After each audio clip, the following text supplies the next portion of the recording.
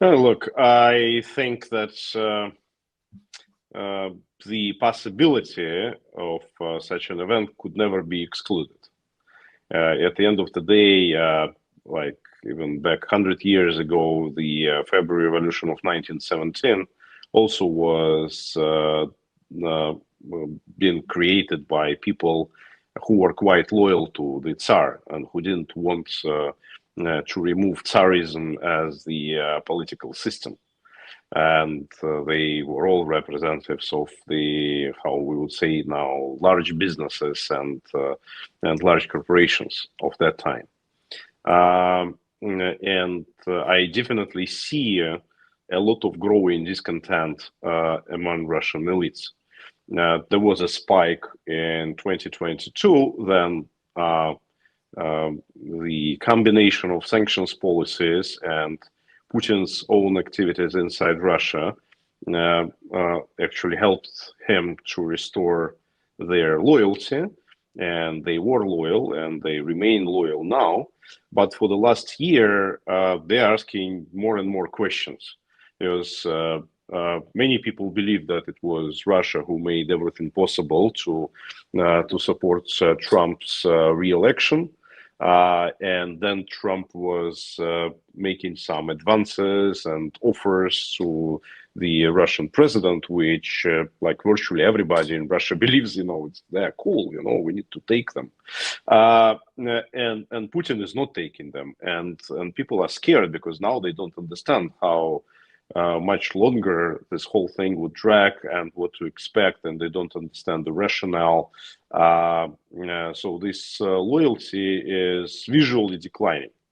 And just recently, there was basically an attempt to offset what Lavrov has said to Marco Rubio, after which the Budapest summit between Trump and Putin was cancelled, and Kirill Dmitriev, the guy who is coming from these liberal circles and who is managing National Investment Fund of Russia, went to the United States in an attempt to recover the relationship, but it didn't work. Nobody met him.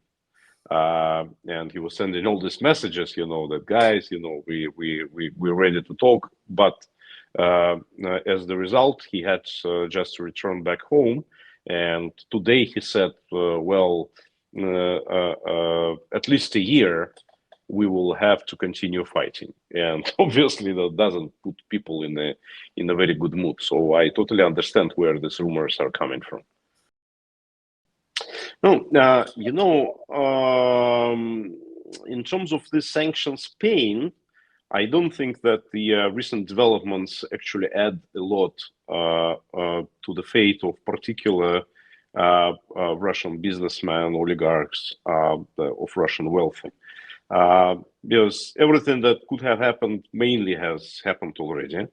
And they were unhappy since 2022 about this, but a lot of their problems, they were personally compensated by Vladimir Putin, because he was basically taking some assets away from people who were disloyal, kind of nationalizing them, then the Western companies which were leaving Russia, and then they were given to those who are loyal. And that was a bit of a compensation, a payback, a kickback, from what's going on. And it kind of worked. This recent sanctions against Lukoil and Rosneft, obviously Vagitalik Perov, the main shareholder in Lukoil, was unhappy. Rosneft is formerly a state-owned company, so it's not like a privately owned business. But these sanctions, they create an atmosphere of fear and uncertainty in general for everybody. It's like not that it was hitting the wallets of particular individuals. It's mainly an indication that Trump is serious and that there is no way out. Because these sanctions, it was something that Biden was afraid of applying. Biden's administration turned down this idea for a very long time, despite all the pressure and requests on behalf of Ukrainians and even some Europeans. They were afraid to touch this issue. Now Trump administration does. Plus, additionally, it looks like it is just the beginning, and the next step is to convince China and India to wind down the procurement of Russian oil and oil products. And that means serious problems for the Russian national budget, and then for the whole of the economy, and as the result, for all those wealthy. So they are just looking a little bit ahead of what's going on now, and yeah, they are extremely uncomfortable. And the frozen assets as well. It looks like, I mean, that's still an ongoing story, but are we getting closer to those assets being used to plug the gaps in Ukraine's budget for the next 2 to 3 years? Does that also cause a degree of concern? I wouldn't say that the question of frozen assets actually create a lot of discussions or concerns inside Russia, because psychologically this is something that is considered to be lost already for several years. And it's a question how they're going to be used. And nobody has any doubts that Europe in one way or another would still finance Ukraine. Whether they would tap into this particular resources, I even, like myself personally, not certain whether it's a good thing to do, because I am thinking about Ukraine's recovery after the war is over, and if there is no stash of money, I am concerned that Europeans may say, okay, so now the war is over, and you just survive somehow by yourself.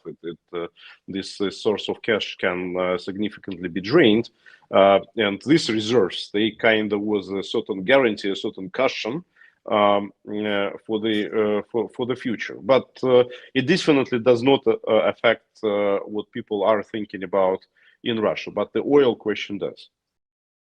Totally worst case scenario, Ukraine loses 4 regions plus Crimea. Like worst case scenario, that's the highest demand from Kremlin to give us Donetsk, Luhansk, Zaporizhia, and Kherson. The rest of Ukraine stays, and it's anyway would be a situation of peace. You know, whether it's stable or not so stable, it's another question. But it would be a situation of peace, and it would be a necessity to rebuild a lot of destroyed facilities in Kharkiv, in Odessa, in many other Ukrainian cities. So there is a huge business anyway. Like Mr. Trump would say, a huge construction yard would materialize no matter what after it is over. And it is something that needs to be done by the state to provide funding for the basic infrastructure. The private businesses would come and build particular enterprises, but the basic roads, the residential, a lot of residential infrastructure, providing guarantees for the business to invest in the power plants and other long-paying assets. That's needs to have some financial cushion, and Ukraine doesn't have it after this war, so it needs to come from somewhere. And obviously, many people were saying that it would be either Russia's reparations or these frozen reserves, which would be used to pay for Russian reparations as the funding for this kind of things. And if they would not be in place, there was this idea of U.S.-Ukraine recovery fund with these critical minerals and whatever. But the way it is structured right now, it's dysfunctional. It's actually the key power behind this is not Belgium but France. And it's a lot about their financial links to the Middle East, because they are very much afraid of the capital flee that would be related to position of countries like Saudi Arabia, for example, because they could be vulnerable for political problems in the future. So they don't want to create this precedent and the uncertainty.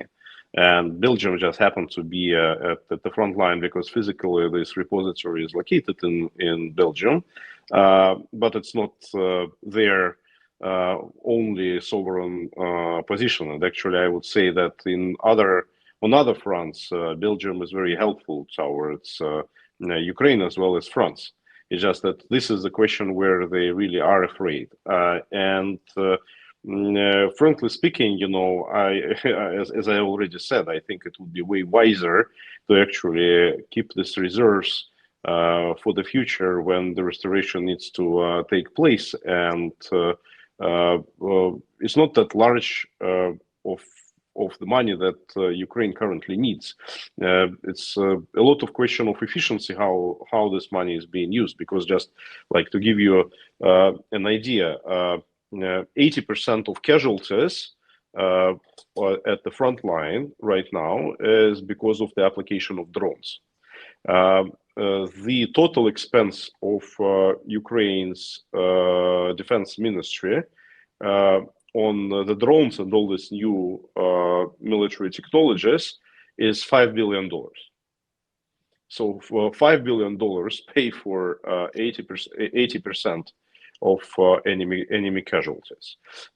So if there would be this 140, 160 billion unlocked, and 100 would go to the United States to procure more expensive arms, I'm sorry, it's in the majority, it's a wasted money. It would be way better to save them for future. Ukraine needs to double the expense on its own weapons production, and that's just 5 billion more. And Ukraine needs cash to pay for the social obligation and pay wages to its military. That's what is like really needed. That's what's for first priority. The rest could wait. Absolutely, and with flamingos, the bottleneck is with engines.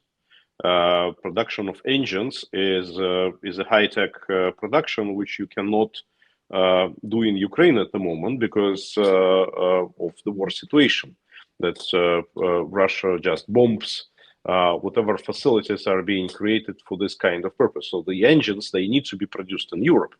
And I would say that if Europeans would put a little bit of their own money in the production of engines on its own territory, which is beneficial for European defense, it's not just for Ukrainians. And if Europeans would put money for creation of different components, facilities for the same drones, as the engines, as propellers, as the batteries, which now are being supplied predominantly from China, then it would be a benefit for European economy because it's a good business, but it also would be beneficial for European national security, and it can save a lot of money that would go to Ukraine for the procurement of the ready-made arms.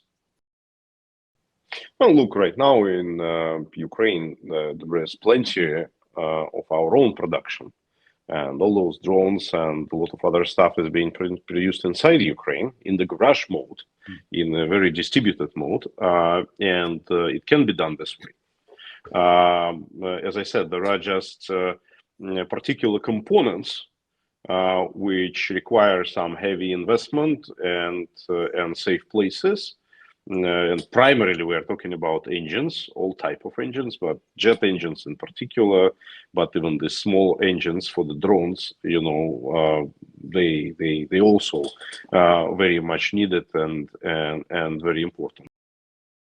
Well, what's going on in Ukraine? I think it's progressing, but as everything what is happening with the large corporations, it's very slow. And again, with Rheinmetall, it's not only a question of the facility inside Ukraine, it's the question of facilities in Europe. And I know that their project in Romania, for example, with explosive has stalled and stuff like that. They're not in a hurry, It's a large corp. The beauty of Ukraine is that it's all been done by a vast number. Right now, Ukraine has several thousand of innovative startups. It's a true Silicon Valley of defense technologies, and they are producing a lot of different stuff. Many things which are needed as components for like small FPVs, they are not necessarily needed to be produced, say, in Europe. It just would be nice to have them in Europe, because Europe would benefit from this a lot. But at the end of the day, Ukrainians are buying the stuff from China, and it's what is called good enough. But some components like these jet engines, we have nowhere to produce, and that requires some investment, and there are just simply no producers lined up for this. I think that the situation is very much symmetrical in Russia and in Ukraine. And judging by Russia's inability to shut down Ukrainian drones production, I have serious doubts that we will be able to shut down Russian drones production. To hurt it significantly, definitely yes. And traditionally in Russia, people tend to create larger facilities to put them in one place because they have more money, and they kind of feel safer. But okay, after a couple of strikes, they would learn to decentralize and also to put them in different garages, so it would be back to where we stand right now. What I think is like badly needed, and what Ukraine is not doing at the moment, and there are reasons for this, different reasons, is an ability to strike Moscow. Because at the end of the day, the decision about whether to continue fighting or to stop the war has been done on the political level. And Moscovites right now, they don't feel the pain. They don't feel the war. They live in the normal, even superior European city with large, nice infrastructure of cafes, restaurants, all the nice places to go to. And that's why if we look at the different polls, then we see that who are the most aggressive at the moment, the biggest warmongering place in Russia right now is Moscow, which is totally different from what it was 5 years ago, because Moscow was always the most opposition-minded place in Russia, the most anti-Putin place in Russia. Right now, it's kind of like the most pro-Putin place in Russia. And why is that? It's because others feel the war and Moscow does not. And that's why the question of organizing blackouts in Moscow, in actually attacking the administrative buildings in Moscow, in attacking Ministry of Defense in Moscow, maybe it's not as important in the military sense as attacking a particular factory, etc. But I think it would be a very powerful step towards the ceasefire.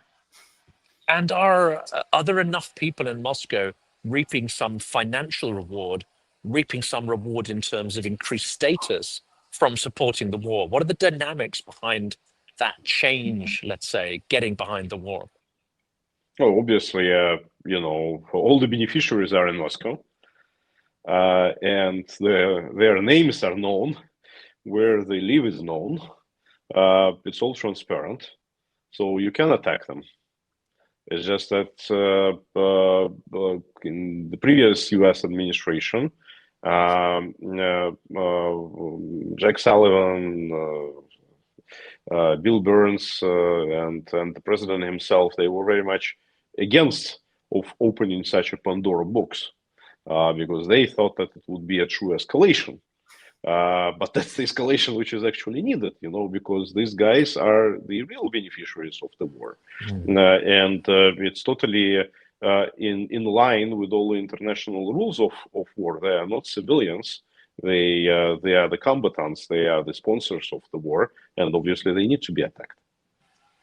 And the middle classes, the sort of proto-middle classes, professional classes, are they financially benefiting from the situation, or are they starting to feel a pinch, let's say, from what's going on?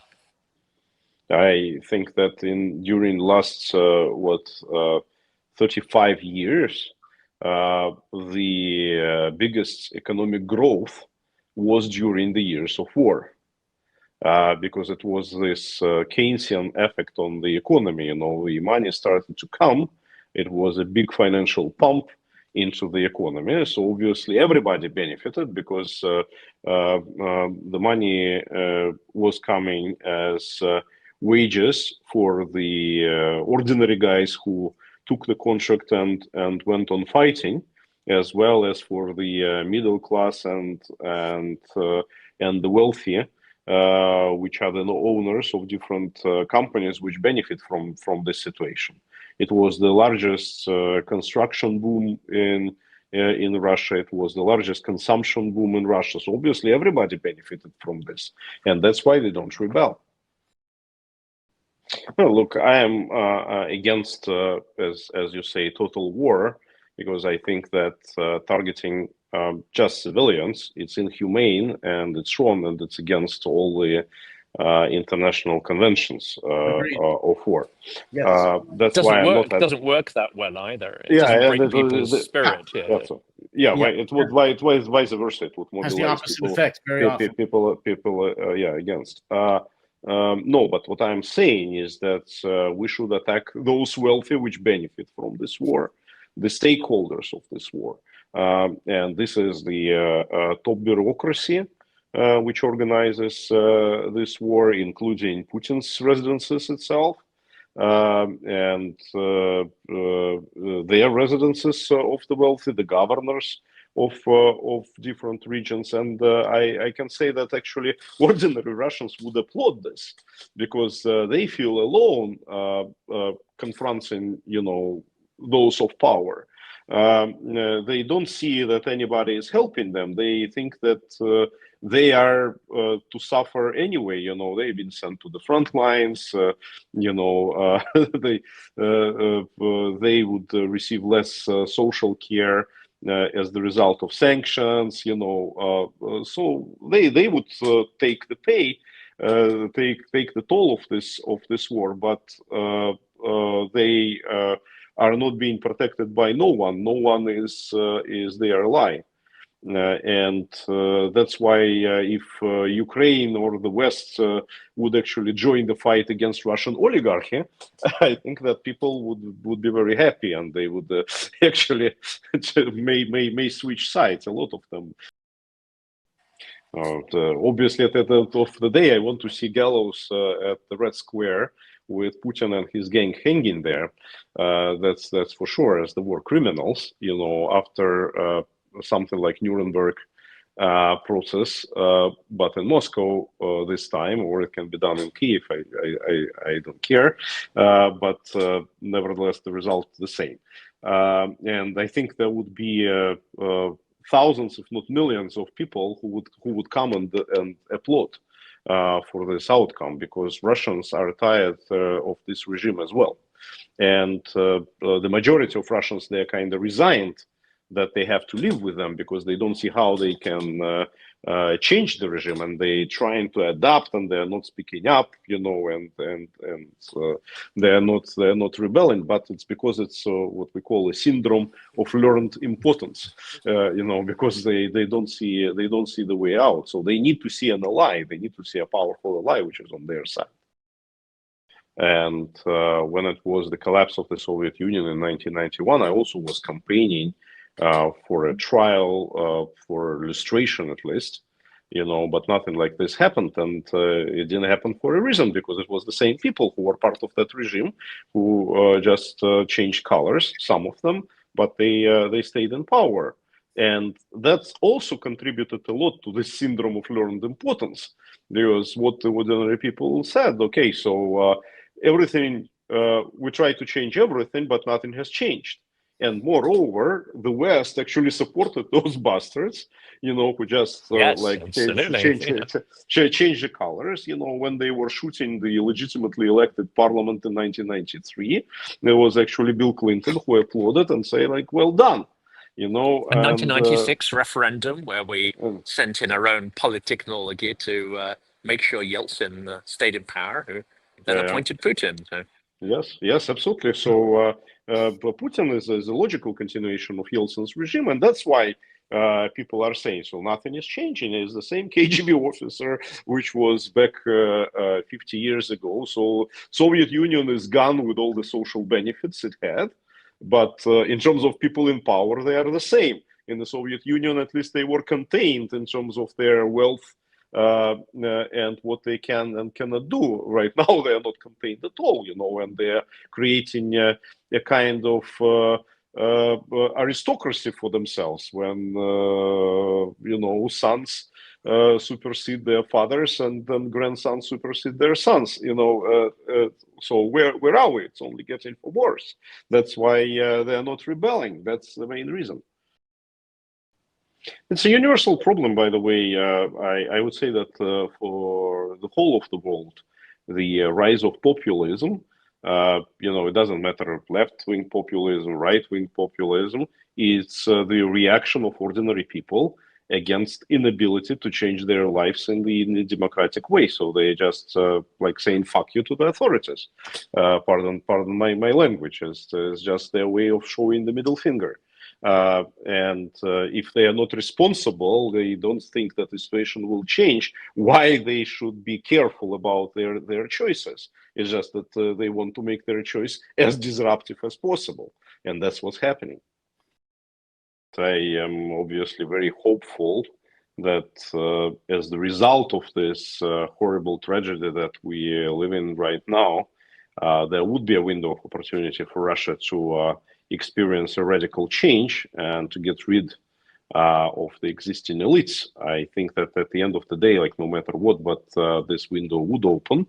But like even to use this opportunity, we need to fight and fight a lot.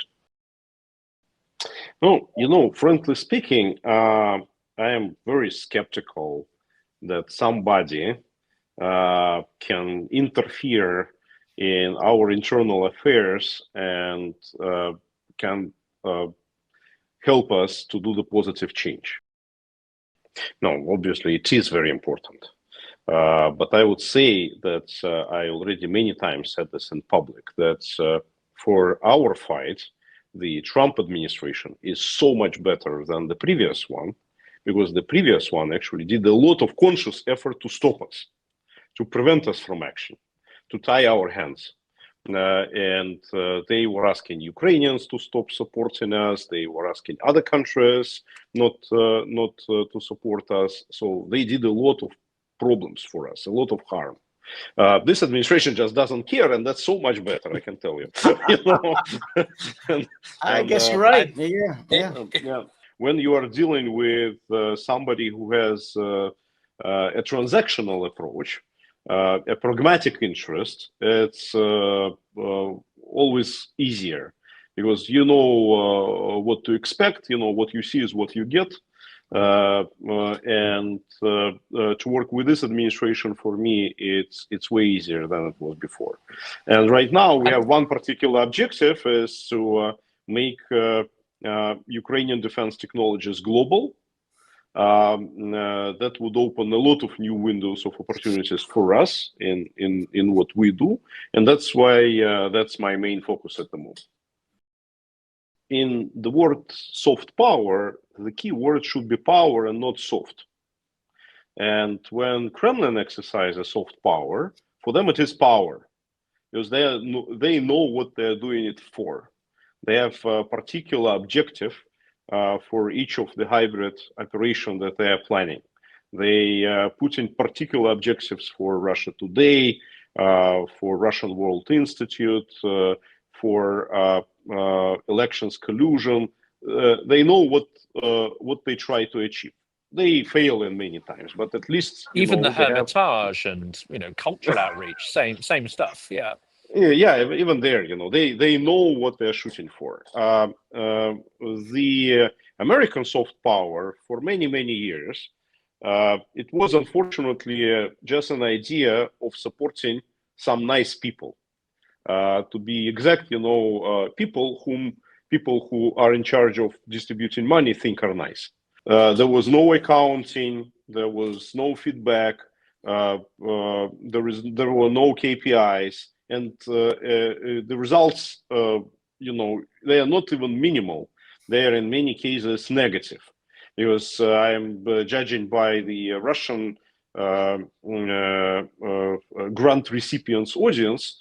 usually these are people who are not trying to get to power. They actually benefit from the permanent struggle. And that's why I personally was very glad when USAID was disbanded. I think it's a very progressive thing that this administration has done.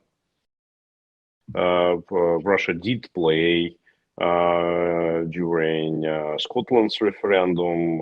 Russia did play during Brexit's referendum. Russia did support Farage. Russia did support Le Pen. Russia supports AfD. Russia supports many other political forces all across Europe. I wouldn't say that it's something to blame those particular parties for, because they just taking donations. They are staying on their agenda, which was there no matter what, even without Russia. In many cases, in some cases, I think certain politicians, they do say certain things on request, but yes, in most cases, they're just staying on their usual position. Russia's objective is very simple, is to create turmoil, to seed discontent, and to create splits in the West, so that there is no united front against it. And that's a very clear objective. And again, to seed house, it's usually easier than to promote some positive agendas. That's why they are quite successful in that. Well, I think that we need to say that, firstly, Trump was never a friend of Ukraine, but it was never a friend of Putin either. Trump is pursuing his own interests and the interest of the United States the way he sees them, and he really wants to achieve peace no matter what, and he doesn't care for the cost. He doesn't care, about the territorial losses, gains, whatever. To him, it's a secondary thing. He genuinely wants peace. He definitely doesn't want Ukraine to lose.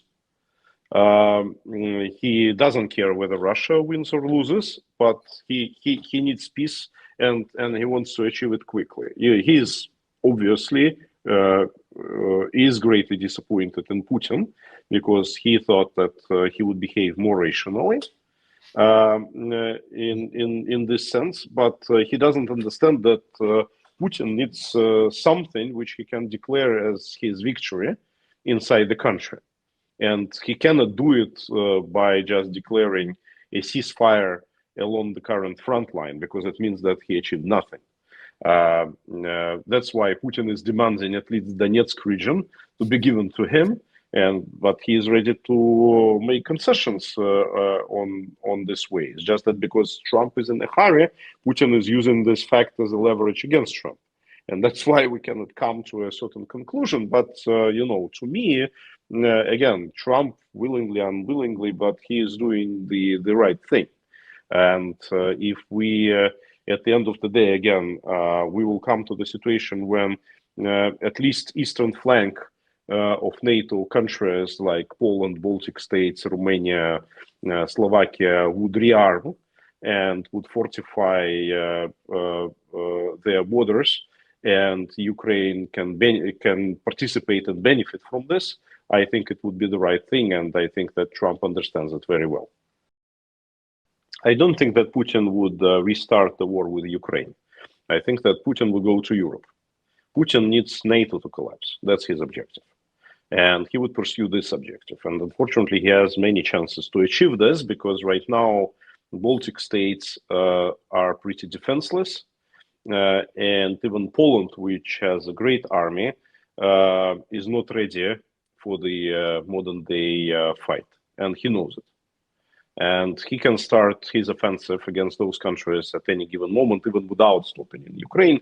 But if he stops in Ukraine, this definitely would be even easier for him. I think that there would be a reaction, like sending airplanes from the distance. But he doesn't believe that NATO would be able to actually defend Lithuania, say, or Latvia. They don't believe that citizens of Western nations would be ready to die and to pay with their blood for the independence of Lithuania. That's his main calculus, and unfortunately, I think that he is right. And that's why we need to help those countries to defend themselves. Бажаємо міцного здоров'я. Ми, бійці батальйону безпілотних систем Black Raven 93-ї бригади Холодний Яр, виконуємо бойове завдання на Константинівському напрямку в Донецькій області. Для їх успішного виконання наш підрозділ має потребу в пікапах для виїзду особового складу на позиції, евакуації, своєчасного підвозу боєприпасів, дронів та обладнання в район ведення бойових дій. Звертаємося до YouTube-спільноти Silicon Curtain та Джонатана особисто з проханням допомогти підтримати збір, а також до Car for Ukraine та Бандера Мобіль з проханням допомогти з купівлею, підготовкою та доставкою авто на фронт. Слава Україні! Героям слава!